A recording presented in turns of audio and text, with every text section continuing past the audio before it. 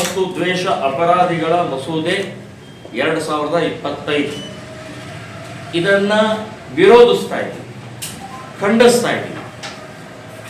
ಇದು ವ್ಯವಸ್ಥಿತವಾಗಿ ಹಿಂದೂಗಳನ್ನ, ಹಿಂದೂ ಸಂಘಟನೆಗಳನ್ನ, ಹಿಂದೂ ನಾಯಕರನ್ನ ಹತ್ತಿಕ್ಕುವಂಥ ಇದೊಂದು ದೊಡ್ಡ ಷಡ್ಯಂತ್ರ ಆಗಿದೆ. ಸೊ ಈ ರೀತಿಯ ಒಂದು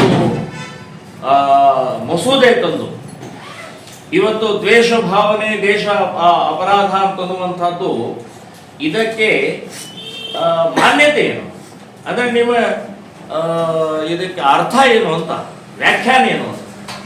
ಸೊ ಈ ವ್ಯಾಖ್ಯಾನ ಏನು ಅಂತನ್ನುವಂಥದ್ದು ಹೇಳದೆ ನೀವು ಬರೇ ದ್ವೇಷ ದ್ವೇಷ ದ್ವೇಷ ಅಂತ ಹೇಳಿ ಇವತ್ತು ನೀವು ಮಾಡ್ತಾ ಇರುವಂತಹ ಒಂದು ಮಸೂದೆ ಇದು ಹಿಂದೂಗಳನ್ನ ಟಾರ್ಗೆಟ್ ಮಾಡಿ ಮಾಡ್ತಾ ಇದೆ. ವ್ಯವಸ್ಥಿತವಾಗಿ ಹಿಂದೂ ಸಂಘಟನೆಗಳನ್ನ, ಹಿಂದೂ ನಾಯಕರನ್ನ, ಹಿಂದೂ ಧರ್ಮವನ್ನ ಟಾರ್ಗೆಟ್ ಮಾಡಿ ಈ ಮಸೂದೆ ತರ್ತಾ ಇದ್ದೀರಿ ಅಂತನ್ನುವಂಥದ್ದು ಬಹಳ ಸ್ಪಷ್ಟವಾಗಿದೆ.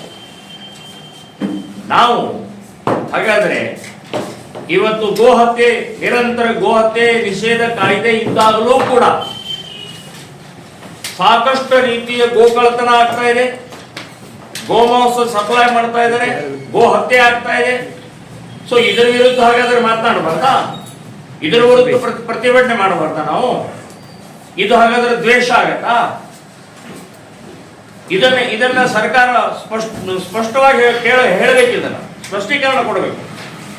ನಮ್ಮ ಗೋವನ್ನ ನಾವು ರಕ್ಷಣೆ ಮಾಡದೆ ಪ್ರತಿಭಟನೆ ಮಾಡಿದ್ರೆ ದ್ವೇಷ ಆಗತ್ತೆ, ಸೋಮೋಟೋ ಕೇಸ್ ಹಾಕ್ತೀರಿ, ಅಥವಾ ಇನ್ಯಾರೋ ಕಂಪ್ಲೇಂಟ್ ಕೊಟ್ಟ ತಕ್ಷಣ ಕೇಸ್ ಹಾಕುವಂಥದ್ದು, ತಡೆಯುವಂಥದ್ದು, ಈ ಮಸೂದೆ ಮೂಲಕ ದುರ್ಲಾಭವನ್ನು ತಗೊಳ್ಳುವಂಥದ್ದು ವ್ಯವಸ್ಥಿತ ಆಗತ್ತೆ ಅಂತ ನಾನು ಹೇಳ್ತಾ ಇದ್ದೀನಿ.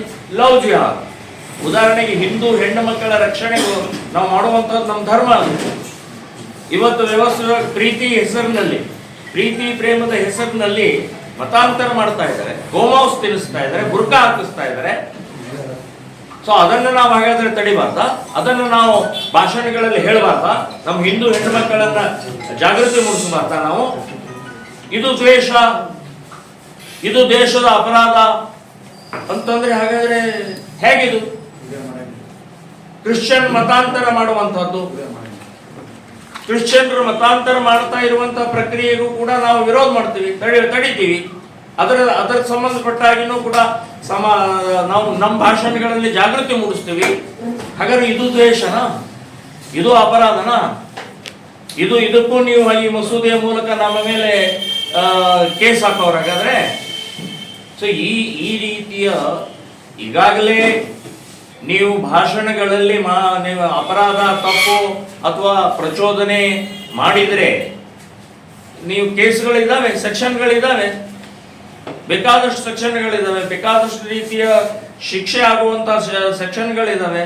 ಅದನ್ನು ಬಿಟ್ಟು ಹೊಸದು ತರುವಂಥದ್ದು ಇವತ್ತು ಹಿಂದೂಗಳನ್ನ ಟಾರ್ಗೆಟ್ ಮಾಡ್ತಾ ಇರುವಂಥದ್ದು ಒಂದಾದರೆ, ಇನ್ನೊಂದು ಮುಸ್ಲಿಮರಿಗೆ ಪ್ಲೀಸ್ ಮಾಡೋ ಸಲುವಾಗಿ, ಮುಸ್ಲಿಂ ಓಟಿಗೋಸ್ಕರ ಈ ರೀತಿ ಹಿಂದೂಗಳನ್ನ ಕೇಂದ್ರಿತವಾದಂಥ ಮಸೂದೆಯನ್ನು ಮಾಡ್ತಾ ಇರುವಂತಹದ್ದು ನಾವು ಇದನ್ನ ಒಪ್ಪಲ್ಲ.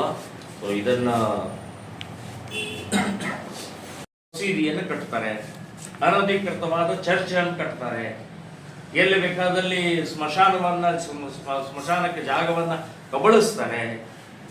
ಸೊ ಅಂಥ ಕಬಳಿಸುವಂತಹ ಮಸೀದಿ, ಚರ್ಚು ಅಥವಾ ಇನ್ಯಾವುದೋ ಸಂದರ್ಭದಲ್ಲಿ ಜಾಗವನ್ನ ಸರ್ಕಾರದೋ ಖಾಸಗಿನೋ ಅವ್ರದ್ದು ಇಲ್ಲದಂತಹ ಜಾಗವನ್ನು ಕಾನೂನು ಬಾಹಿರವಾಗಿ ಕಟ್ಟುವಂತ ಪ್ರಯತ್ನ ಮಾಡಿದರೆ ನಾವು ಅದನ್ನು ವಿರೋಧಿಸ್ತೀವಿ. ಹಾಗಾದ್ರೆ ಇದು ದ್ವೇಷ ಆಗತ್ತಾ? ಇದು ದ್ವೇಷ ಮಸೂದೆಯಲ್ಲಿ ಲಾಗೂ ಆಗತ್ತಾ? ಹಾಗಾದ್ರೆ ಇದನ್ನು ಹೇಳಬಾರ್ದಾ? ಇದೊಂದು ವ್ಯವಸ್ಥಿತವಾಗಿ ಸಂವಿಧಾನ ಕೊಟ್ಟಂತ, ಡಾಕ್ಟರ್ ಅಂಬೇಡ್ಕರ್ ಸಂವಿಧಾನ ಕೊಟ್ಟಂತ ಸ್ವಾತಂತ್ರ್ಯದ ಒಂದು ದೊಡ್ಡ ಹರಣ ಅಂತನ್ನುವಂತ ಹೇಳ್ತೇನೆ, ಅಪಮಾನ ಮಾಡ್ತಾ ಇದ್ರಿ ಅಂತನ್ನುವಂಥದ್ದು ನಾನು ಹೇಳ್ತಾ ಇದ್ದೀನಿ. ಈ ಮಸೂದೆ ಅವಶ್ಯಕತೆ ಇಲ್ಲ. ನಾವು ಈಗ ಈ ಮಸೂದೆಯನ್ನು ವಿರೋಧಿಸಿ ಅದನ್ನ ಹರಿದು ಹಾಕಿ ಪ್ರತಿಭಟನೆ ಮಾಡುವಂತ ನಿರ್ಧಾರ ಮಾಡಿದ್ದೀವಿ. ಎದ್ದು ನಿಂತ್ಕೊಂಡು ಮಾಡ್ಬೋದಾ? ಹೇಳರಿದೆ ಹರಿಬೋದಾ?